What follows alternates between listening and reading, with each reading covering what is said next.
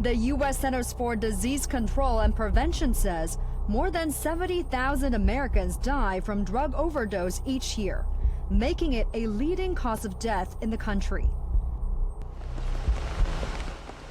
And a majority of those cases involve a prescription opioid.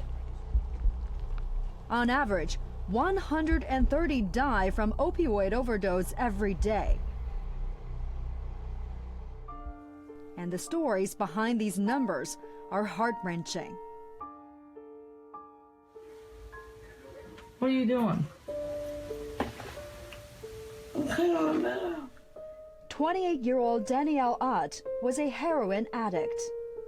In their home in Huntington, West Virginia, her mother took this video.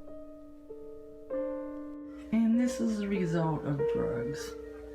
It was a slippery slope. Quitting, Danielle said, was hard. Every time I would try to quit, I would get sick, and then I would want it.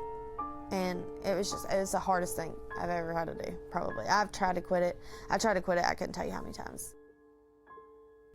To make things worse, Danielle, already a mother of two, found herself pregnant again.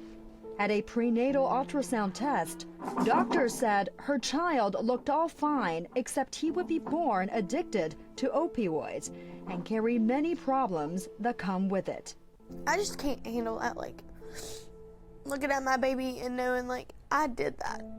I just think that is the most selfish thing in the world to do. So how did she get here? After the birth of her first child, Danielle developed ulcers. Doctors gave her the powerful opioid pain medication OxyContin, something she grew addicted to over time, and her prescription ran out. A single pill on the street sold for $80, but there was a cheaper alternative. I called my friend looking for pills, and she told me that she couldn't get them, that she had heroin on her right then and there, that it was the same thing as pain pills. After that, what was the point in buying pills whenever I can spend $30 on that? Danielle's experience is a familiar story across America, which oftentimes has far worse consequences. Official figures show that in 2018, 10.3 million Americans misused prescription opioids, including 808,000 who used heroin. They're using opioids, either prescription opioids or heroin, because they have to, because they've become hooked.